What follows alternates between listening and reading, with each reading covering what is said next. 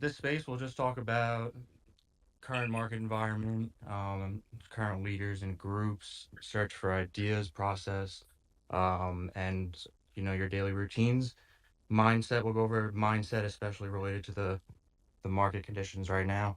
And we have a great panel lined up. We have the TL team, and our special guest is we have Ben Bennett.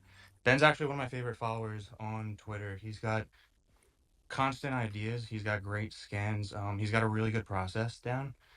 So welcome, Ben. It's super great to have you with us. Thanks, Nick. I appreciate that. Awesome. So, how do you, I guess we'll jump right into it. How do you interpret the recent price action? Uh, in one word, I would say unhealthy. Just kind of sitting back watching. I mean, a few things, held levels that I had marked, especially semiconductors. I'm watching data storage. I'm watching some of those leaders to see, how they react to levels, prior pivots, 50-day moving average, anchored VWAP, those type of things. But so many have just sliced right through. The few names that are left and holding up well, just want to see if they can make any upside, or if they're going to follow, some of these others and start slicing through those levels as well. And then I think you look at, oil and gas, and yesterday at least some of the steel names look great. They gave some back today. Looking at ag, looking at financials, just trying to figure out where the rotation's going. Absolutely. Yep. That's exactly what we're doing. Richard, I'd like to hear your thoughts as well. If you could add on to what Ben said there. Yeah, pretty similar. Yesterday especially, a lot of charts got pretty broken, and like we always say, charts can kind of heal one of two ways: either through time and just kind of go sideways, ideally drift back into key moving averages or back into support, or they can heal with price. So if we see some nice responses, kind of retake a lot of the ranges that were lost yesterday, that would be one thing. But like Ben said, we saw a lot of destruction, and it's going to need a lot to really reshape things. And there's just not a lot of names left that are holding up super well. Ford, obviously, I think is on a lot of people's radar. That chart looks pretty good. Just today, nice upside reversal after a little bit of profit taking yesterday with a downside reversal, but still well above the 10-day moving average. You had a really powerful breakout from pretty tight base.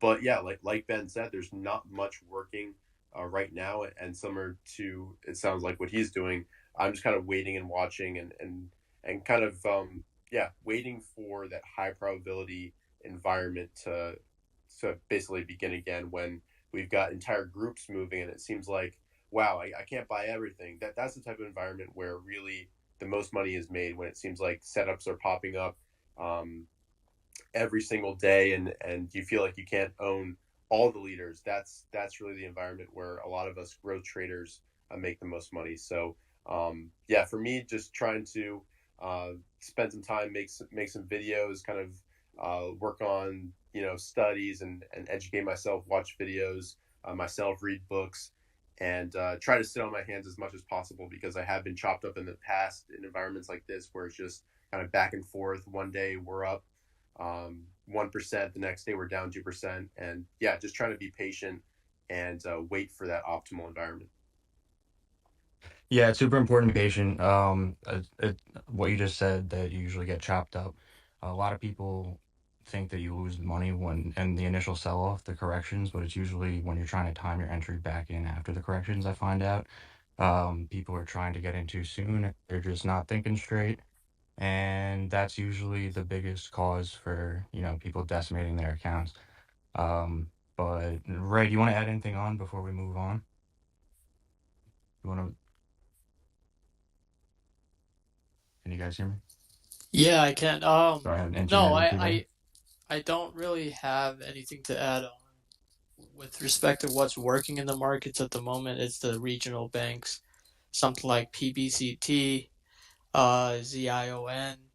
a lot of, those are components of the S&P. If people, tend to get confused, why is the S&P holding up so well? Well, part of it is regional banks, and those stocks are acting really well. Something like RFKEY just made a new, it's moved about 10% in 4 sessions. So those type of stocks, the oil space is pretty hot.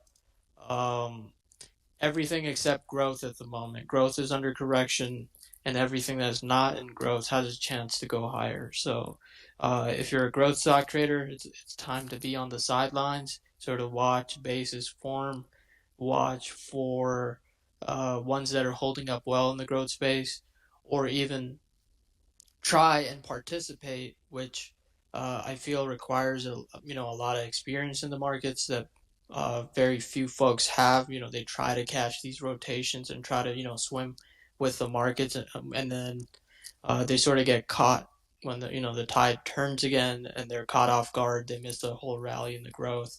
So if you're trying to juggle too many balls when you're very new to trading, it's gonna flip back on you, and it usually does.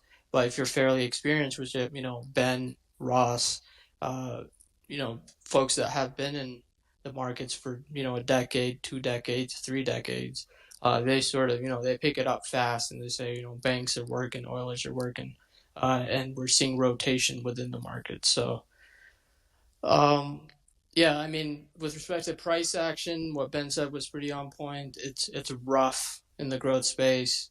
I think Ford is pretty much one setup that you could pinpoint as is flagging under the 25 mark after 300 million in volume. We'll see how that shapes up over the next few sessions. Awesome. Something I just want to circle back on that Richard said was, you really want to see like a bunch of setups out there, almost like you're in a candy shop. Um, that's when you know that growth looks better, maybe the environment's shaping up. I know we talk a lot about it, TL. We talk about progressive exposure.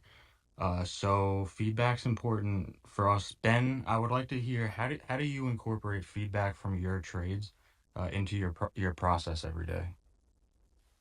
Yeah, if I start getting stopped out 2 or 3 in a row, it's definitely time to, step aside. That feedback alone is telling me, even, in this environment, trying to keep small size and stops tight, that feedback definitely helps guide to say, definitely don't want to put more on here. And I'll give you an example, something like Nucor, you think you have the rotation figured out and you find the setup that looks good and the steel stocks are all going. And then today it gives back, everything that it gained yesterday and then some. So that feedback is just telling you that it's not healthy. The market is not healthy, and even if you figure out the rotations and where the money's flowing, it can change just as quickly. So when you have those profits, you need to lock them in right away. Like Nucor, for example, if you locked it in yesterday, maybe you made 5 or 6%, and that's great. But if you decided to hold it overnight, or if you're still in it, you gave all of that back. And that type of feedback just tells you this is not the environment to try to position in something or to try to swing trade. It's a day trader's environment if participating at all. Otherwise, best to just, like Richard said, read some books, study, learn. Definitely not the time to be super active. Definitely. And so, I guess how do your actions, you kind of mentioned it briefly, but how do your actions and position sizing specifically change during these choppy environments when you're getting that negative feedback? I'll cut it in half or even less. Let's say if I'm usually initiating between 15 and 20% size, that may be less than 10%, even 5%, depending on what it is. So I'll cut back the size, and if I start to make some progress on 2 or 3 trades and I'm able to move my stops up to break even, and I'm making some progress on my portfolio overall, then maybe I'll start to slowly size back up again. But these, some people call them pilot positions or test positions. You come in with smaller size because if you do get stopped out, you're not, taking a big hit. And that you like to get that kind of feedback on a few positions before you start building back into your normal size. Or if you start slowly and you start making some progress, maybe take that smaller position, but you're up 2%, 2.5%, 3%, something like that. Then you can add to it and build size because the market's giving you positive feedback. But on the other hand, stop out 2 or 3 times, either cut that size way back or just completely step aside.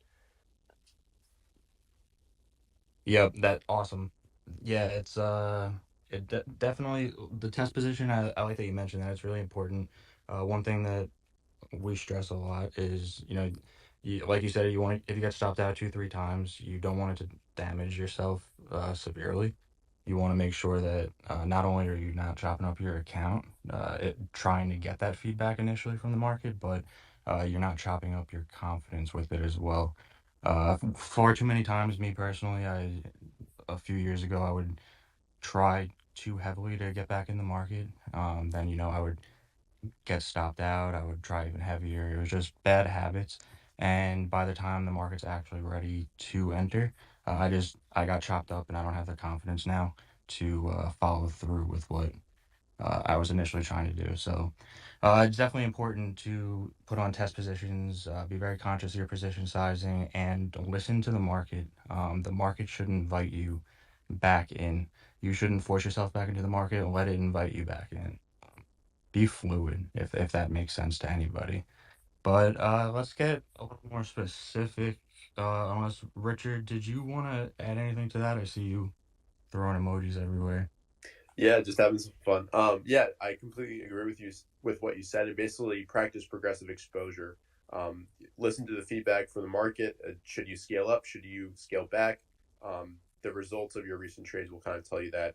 And I just actually pinned a tweet here to the top of the space.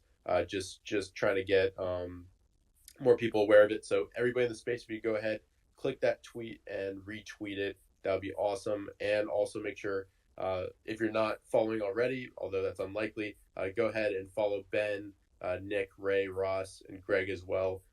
Definitely deserved. And yeah, nothing too much to add on that side of things. But if you have any other specific questions, I'd be happy to answer them. Awesome. Thank you, Richard. So yeah, what I know we talked some specific stocks already, but for people that are just joining or people that are working on their watch list as they have this on in the background, let's start with you, Ray. What are some stocks that are standing out to you at the moment, or any specific themes? Um, so at the moment, my focus is to look at bases that are forming. So I'm looking at, the depth of the bases, which stocks are, less than 30% from their most recent highs. So if something like Nvidia, AMD, so far what they've done is a typical, 20 to 25% off of their all-time highs. So it's nothing too unusual yet. Obviously, the talk of the town has been with the Fed sort of they want to stop throwing free money at the market over the next few quarters or next few years. So that's obviously going to have impact on growth stocks. I would like Ben and Ross to sort of share their experience on how things play out in the growth space when the Fed is not really with the tide per se. So at the moment, I'm just tracking bases. I am tracking strong, stocks above the 10-day. For example, you could run a simple scan. Anything above the 10-day in the growth space is doing pretty well, in my opinion. So you want to have that on your watch list. Anything that has a base depth of less than 30% is forming a normal base pattern, like a base structure. So you want to keep those type of bases on your radar as well. So those are two things that are of focus to me at the moment. Cool. You mentioned that you're scanning for stocks that are above the 10-day. Is that like a main scan that you're running all the time, or is that just specific to the choppier environment? No, I mean it's a very easy way to find strong stocks in the market at the moment. So something like MU is going to show up on there because it's still trading above the 10-day. Um, so if and when we do get some sort of bid in the markets, especially in the growth space, there is stuff working outside the growth space like Oilers and banks. But once what's strong within the growth space, if you just run a scan for things above the 10-day there, you want to keep track of those stocks for sure if and when the tide turns. Definitely. And Ben, I don't know if you had anything you wanted to add there. If not, I'll jump to the next. But do you have any specific themes that you're seeing or stocks that are really standing out to you at the moment more than others? I think looking at valuations, which is not something I usually like to do, but it's so important right now that you're not in the more expensive, software and security and those type things that are considered really, really up there as far as valuations go. I've started to just kind of look around at some names, that have high growth. I'll give you like an example. VSCO. That's Victoria's Secret. It's a name that we all know. It's a name that's acting well. It's holding up well. And if these numbers are correct, you look at something that's going from negative EPS this year to $7 next year, um, and holding up really well. Those are the kind of names that I've got a little test position on, but that gets my attention. That's holding up well. EDR is another one. I know we've talked about it before. It's trying to hold the 10-day, like Ray mentioned, but that's another one that has strong EPS growth. It's not as cheap as far as valuation goes compared to VSCO that I just mentioned, but it's also not trading at a 300 forward PE. So I think going forward, that has to be in the back of my mind that I still want growth. That's what I trade. That's what I'm best at. But I need to keep in mind, the price that I'm paying for that growth. And I always like to look at ahead. I like to look at the forward EPS estimates, annual EPS estimates, and then what would that forward PE be based on that? So something like EDR, which has a nice, it came out of this cup with a handle pattern 3170. It's still trading 33 and change.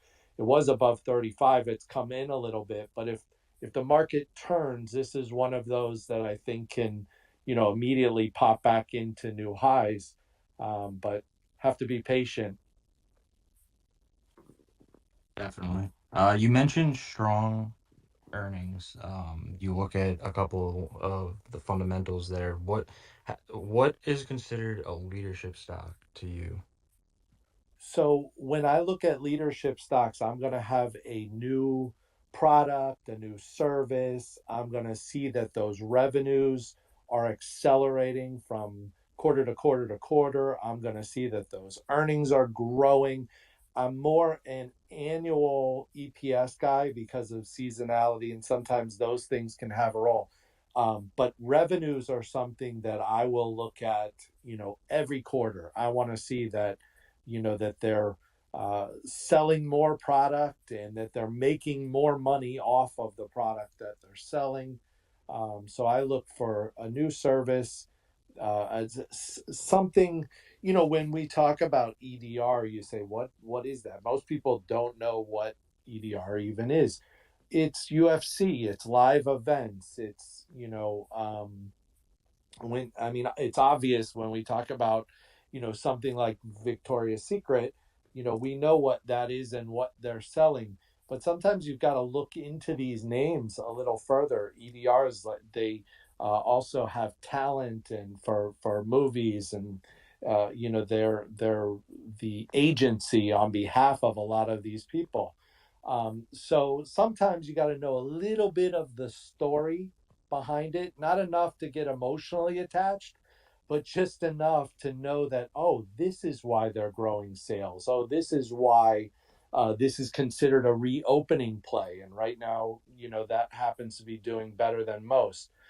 This is why their sales are growing triple digits, why their earnings are growing triple digits. So just enough to kind of know the story and then to be able to tie that in with the numbers. That's the way I like to do it, the way I like to approach it. And then anytime I see, EDR's going, we went from 12 cents in 2020 to 90 cents in 2021. That's a 650% increase. To $1.32 is the estimate for this year. That's another 47% increase. And you had 61% revenue growth, 140% revenue growth the quarter before. Those kind of numbers get my attention. Yeah, I definitely agree. Yeah, I'm looking for that too, and I like that you mentioned that you do pay attention to the story a little bit. You want to know like what's going on. It does help personally for me to add to conviction, as long as we're not letting that story get in front of our decision making, and we're ignoring price action. So, Ray, Richard, do either of you guys want to pop in? What makes a true market leader for you? Yeah, I'll add just a bit.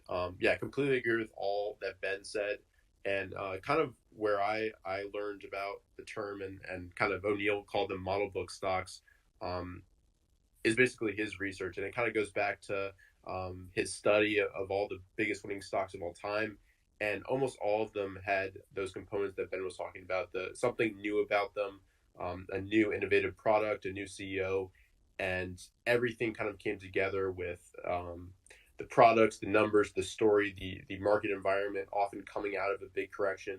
That's when we see the biggest runs in these type of stocks. Um, and yeah, I think it's what we always hope to trade, and also what we hope to hold for weeks and months. And if we can, and often hold through a couple earnings gaps, ideally, we can make really nice progress with just focusing on that one name. So yeah, nothing too much to add. I think TMLs are definitely a focus of mine. And yeah, Ray, anything you want to add on this topic?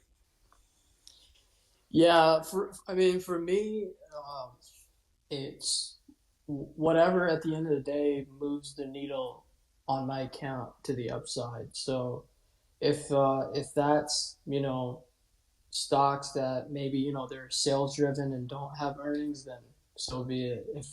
If it's a really liquid company like Nvidia, AMD, Apple, Amazon, then I'm also okay with sort of being part of trading those companies for a gain. Um, I do like what Ben said with respect to knowing the story. That's something personally I need to get better at. I get to right now my trading and the way I look at the markets is fairly isolated to price action, how things if I can define my risk and I see an edge, I will trade it. If I can't, then I just won't. So my focus is, especially this year, to improve on the story side of things, sort of get to know the stocks that I'm trading, to maybe increase my conviction. But for me, price action, and if I see my edge, that's always going to come first. For me. Yeah, super important. Everybody, if you notice, mentioned price action. It doesn't matter, in my opinion, how superior the fundamentals or anything of the stock is. Could be a great company, but if you're trading at 52-week lows, there's a reason. Most likely, you're not ahead of everybody else. There's a reason that it's not being bought up. So, price action is definitely super important when defining a leader, in my book. So Ben, you always have, endless ideas on your feed. You have a few scans that you're always posting on a day-to-day basis. So what are some scans that you use in the current environment? And how many do you go back and forth with? So I have three primary scans. I have the focus list, which is the traditional can slim, type names. That's the one that really puts the can slim names front and center on my radar. Things like MU, EDRs on there, MP, which had a breakout the other day and then rolled over. I'm seeing a lot of oil and gas names, a lot of semiconductor names. So I'll go through that list individually to see what's setting up, as well as to see which groups. Right now I'm seeing a lot of oil and gas names standing out. The semiconductors had kind of jumped up and now they're falling back a little bit. But I kind of use that, and then I have the power scan, which is relative strength based, and that kind of confirms what I'm seeing on the focus list and those can slim names. And then I have what's called the velocity scan, and what I do with that is each day I'll look at which stocks, which names, low float names especially. I like the ones under 100 million of float because they really move when they get going, and it helps to give me kind of a guide on risk. Is risk on or risk off? And yesterday I had two names on the list, 28 today, so that's certainly better. And as I go through the list, I see retail and leisure was getting attention. Some of the semiconductors, bounced. And then, like Ray was saying, a lot of regional banks. You see a bunch of BPOP and Town and just a list of regional banks. So that helps me uh, guide me on where the money is flowing, because you want to tag along.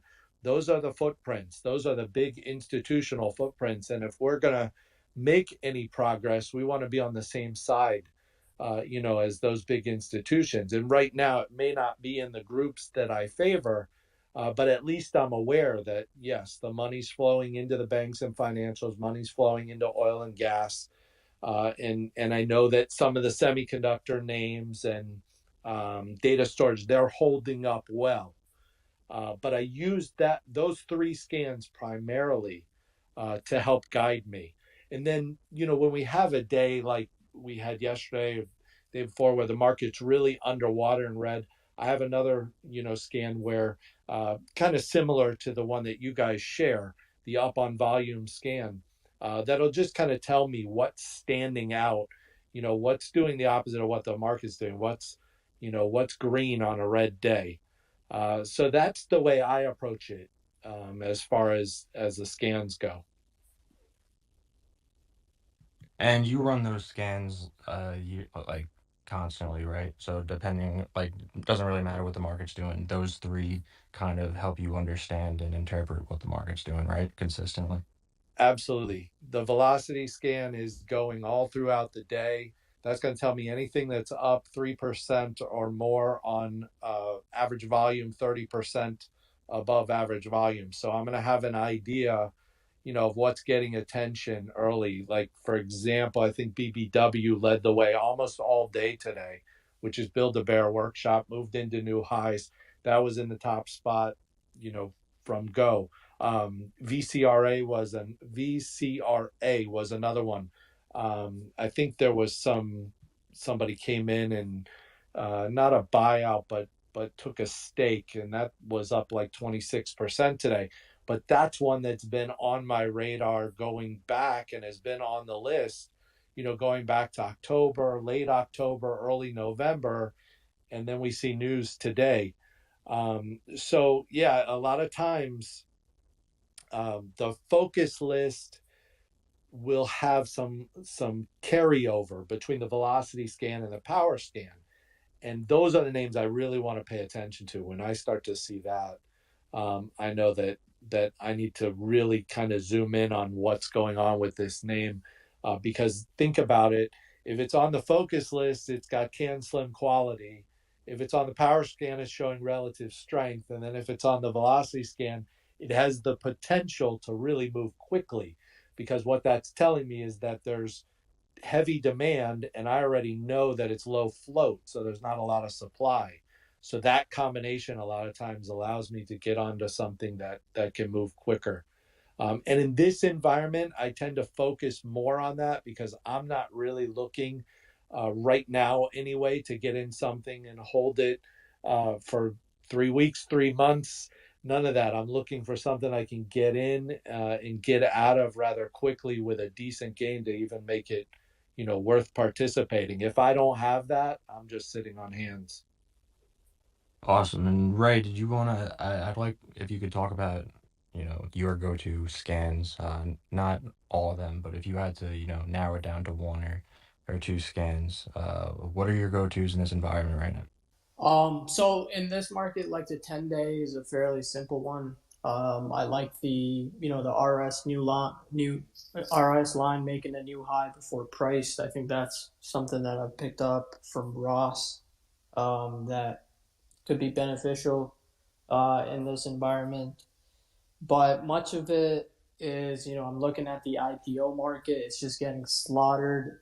I'm looking at, if any stocks meet the high type flag criteria. There's literally maybe one or two that just tells me that there's just no risk appetite. So I tend to not overscan in these markets as well, because you can always convince your mind that there's enough out there to be trading every day. So it's like a double-edged sword. But I try to limit myself to sort of end of day prep where everything's, price action stopped, everything's frozen, market's not open. I can't get emotional and make a irrational decision.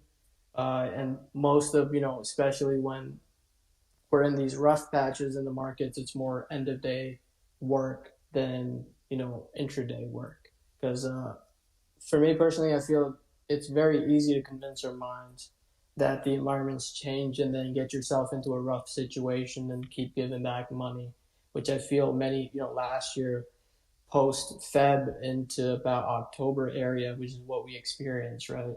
A lot of folks gave back a lot of money after that early run in January, February. Things corrected, and then you had to be really selective with your actions. The market didn't really give you slack or didn't give you the license to sort of, it tested your skill basically. So for me in these environments, end of day, markets closed, I'll do my scans, run my list, run the 10-day scan, run the RS new high before price scan, look at the IPO watch list, look at the gappers watch list, um, and just look for is risk appetite back. If it's not, continue to stay on the sidelines. Awesome. Thank you for that. Yeah, both Ben and Ray, if you notice, mentioned that in their scans they're looking for risk appetite. I think that's pretty important. It kind of goes back. You need to know what you're looking for. Like I said, you want to be invited back into the market. You don't want to force yourself back into the market. And when you know what you're looking for example, risk appetite returning, it just makes it a whole lot easier to make the right decisions. So, Richard, did you want to add anything to that? Yeah, nothing too much to add. I think Ben and Ray pretty much covered it. I do also like to um, basically look at the stocks that have the strongest weekly closing range at the end of the week. I think that's a good way to kind of sort through everything. And weekly closing range is basically from the range of the high of the week to the low of the week. A 98% weekly closing range would mean it closed pretty much right at the dead high for the week. So, especially in a week where the weekly closing range on the QQQ, let me actually just kind of see what that would be. Looking at a weekly chart, that's about, I don't know, 20%, 15% right now. If you see a stock with a 75% weekly closing range this week and the NASDAQ stays down there, that's definitely a sign of relative strength. So I think that's definitely a good tool to have and a good scan to run. And then similar to Ray, I like to I like to scan for stocks holding up above the key moving averages. I like the 21 EMA versus his 10-day, but pretty much is trying to accomplish the exact same thing. Just look for stocks that are holding up above those moving averages when the general indexes and most growth stocks are undercutting them. So I know we talk about relative strength all the time. What are some things, that Ray, I'll start with you. What are some things that you're watching for when the market is pulling back? What do you want to see besides just saying, relative strength for a lot of folks here who are new to that concept or uh, are just looking, for you to elaborate a little more. What would you say that you're looking for right now with the market pulling back? I think there's two things to be keeping in mind when we're talking like relative strength. A lot of people get caught up in this the rating system where oh the stock's down 20% off of highs, but the rating is 99, so it's a good stock. No, not really. So it's relative strength is how is a stock performing relative to some sort of benchmark that you set for it. Now, that could be the S&P 500, that could be the Nasdaq 100. As a growth trader, I feel in these type of environments, um, given how the S&P's sort of uh, the components and how they line up, I feel it's almost better to be looking at the Nasdaq if you're a growth trader or some sort of other benchmark than the S&P.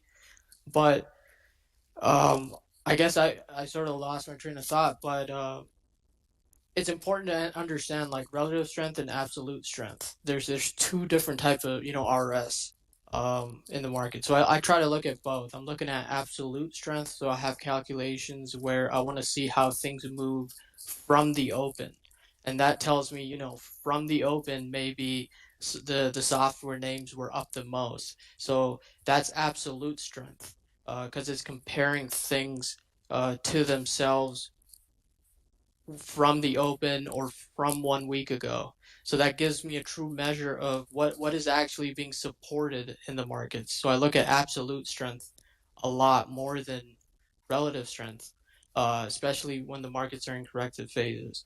Uh, then the other component of it that I look at is the simple 10-day.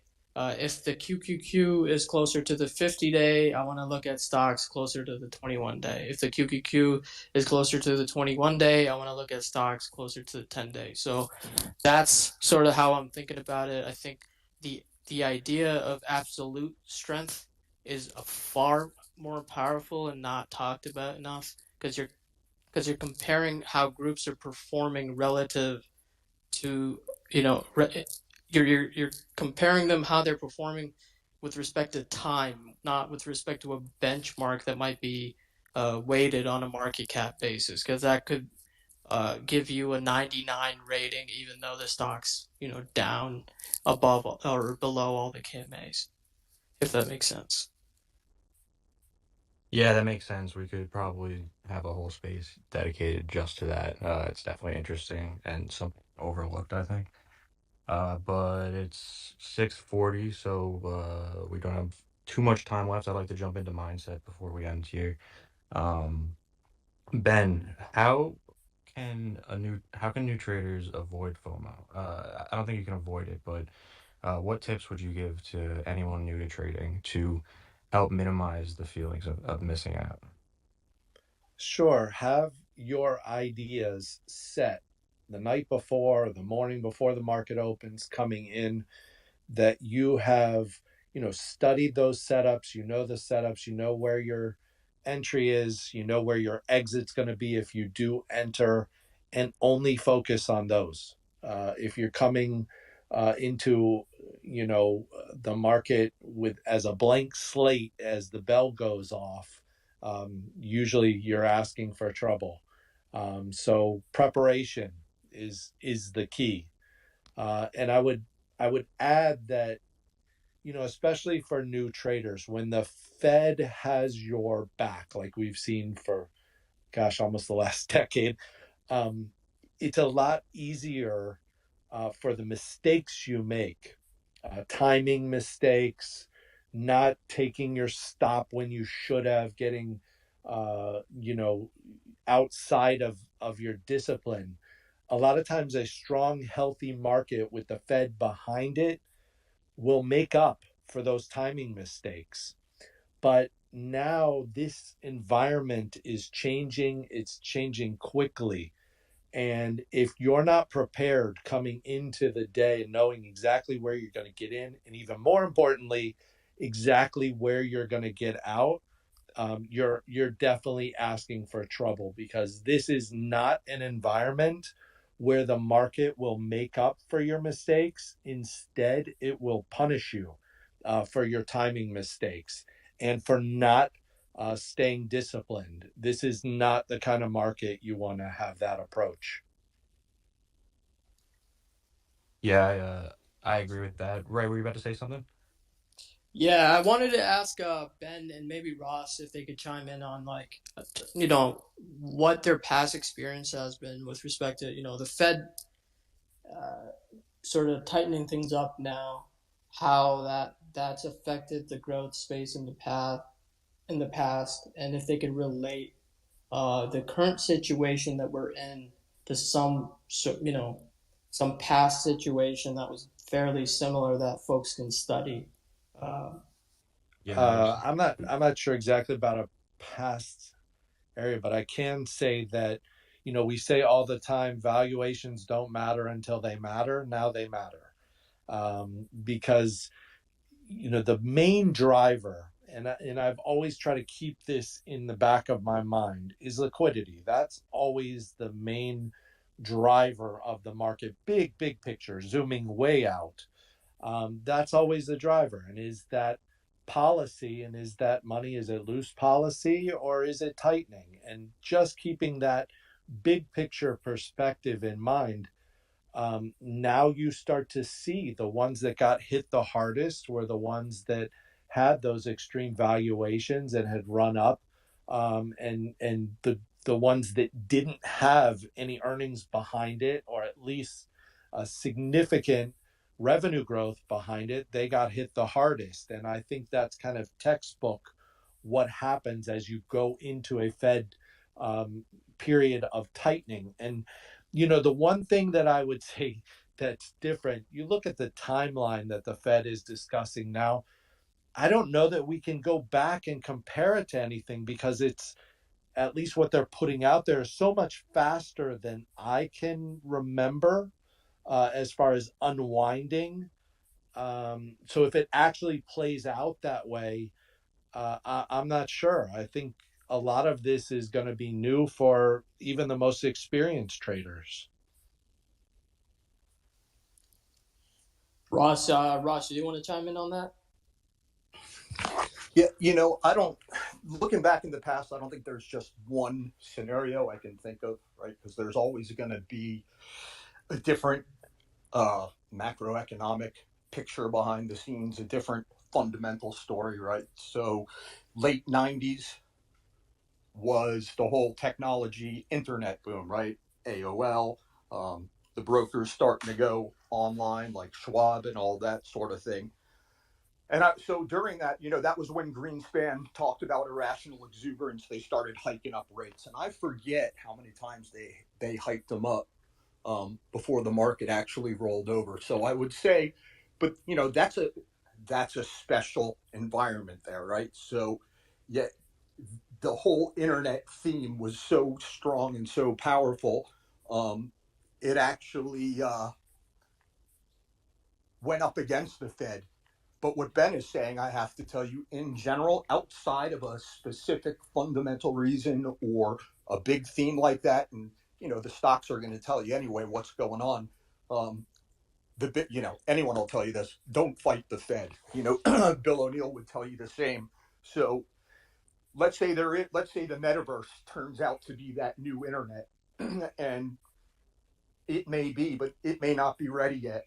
So the bottom line is, for me, I've learned to, so I've tried everything. I've tried trading the oil stocks and home builders and money center banks. And at the end of the day, for me, I like to be the house, right? So I always compare it to counting cards. I want a hot deck. Right now, the deck, it's hard to say it's hot, right? So the S&P has been going up, and there's legitimate stocks, going up. that's why we're watching the Dow and the S&P move higher. Ultimately, what happens is you got a ton of big institutions out there, growth managers, and they cannot go to cash. They're too big. They can't do it. It's in their charters. I think at most, some of them can only go to 5%. So they need to find, the next best, safest thing that still has growth left in it. And so a lot of those stocks are working. At the end of the day, though, those are not stocks I typically keep on my watch. I mean, on my main watch list, I should say, because I'm always watching everything. But it's not stocks I'm going to start to traffic in when my typical growth, high relative strength growth stocks with triple digit earnings and revenues going back 4 quarters and that whole sort of thing. Until I see, for me, it's just easier for me to sit out until I'm very clear on how hot that deck is. Like going all the way back to what Richard was talking about in the beginning. I want to see, let's say it was the metaverse theme, but you just don't want to see a couple metaverse stocks that, are labeled that. You want to see a whole bunch, you want to see an entire movement behind that, whether it be, whatever it is that from the new meta platforms, Facebook to, I think it's Unity software is one of the main drivers behind that. So there's a couple you can point to, but you want to see that happen full boom, like the internet thing happened in 98 through 2000. So I would say you don't fight the Fed until we see, the stocks are yelling at you. They don't care what the Fed is doing. And ultimately what happens is price is news, right? Let's say the stocks did start going up again and we all, we'll come up with the reason why. The stocks will tell you. So I'm just waiting for that point where I don't want to look at a couple stocks over here, a couple stocks over there that I might trade, that I'm really forcing myself to look at. I think the advantage of being a smaller investor is that you can sit in cash for a long time. And I really value my psychological capital. So long story short, I have found that during these periods, and I've tried trading, maybe I get ahead a little, maybe I fall behind a little, but at the end of the day, I make myself tired, my head hurts, and by the time the market really gets going, I want to take a nap. So there's that aspect of it too. So I guess over time, disciplined myself to like I used to get the bad FOMO watching stocks that I thought I would trade, and oh my gosh, it went up without me. And you'll convince yourself that you would have been in all the stocks that went up, and and you forget about all the ones that you thought looked great that went down, and you can really do a number on on your head, that whole sort of thing. So I do my best to wait for that super sweet spot and sit on typically sit on my hands, just because I've learned a little bit that I can make when I can get ahead in those, environments. Trading, let's say, Bank of America and some oil stocks just isn't worth. It's not worth the psychological capital at the end of the day for when it's time to go to work. Makes sense. Richard, I want to hand it over to you if you So want to that's talk it. about Sorry for the TL long webinars. Yeah, sure. So we're super excited to announce TL webinars. These will be kind of focused presentations, and actually Ben is our first one that we're doing. We're super excited to be partnering up with him, focusing on building that universe list, focusing on those true market leaders as we were talking about. And then, of course, the second one will be focusing more on those short-term trading tactics that you can use within larger patterns to really get a nice position established. So there's a pinned tweet right at the top here. You can click the link, sign up, enter your email so you're notified once we fully got everything set up. But we're super excited to have Ben be the first one. He's someone who I've learned a ton from and is a fantastic teacher and should be a ton of fun. Yeah, this is a project I'm super excited for, so I can't wait, and sign up for notifications. You'll definitely hear more about it very soon. Awesome. So if anybody, Richard, were you gonna add something, or? Yeah, I was just gonna hand it over to Ben to kind of get his thoughts on what he's looking for with this project. Yeah, first, I just want to thank you guys, Nick and Richard, Ross, Ray. Always a pleasure working with you guys. And over the last, I'll never forget that I was Richard's first interview. So I'll always have that as Richard goes on to be a huge star. I'll know that I was first. But what I'm really looking forward to sharing is, and we talked about it a little bit, is how I go about narrowing down. You know, if you're on MarketSmith or FinViz or any of those, you got 9,000 stocks.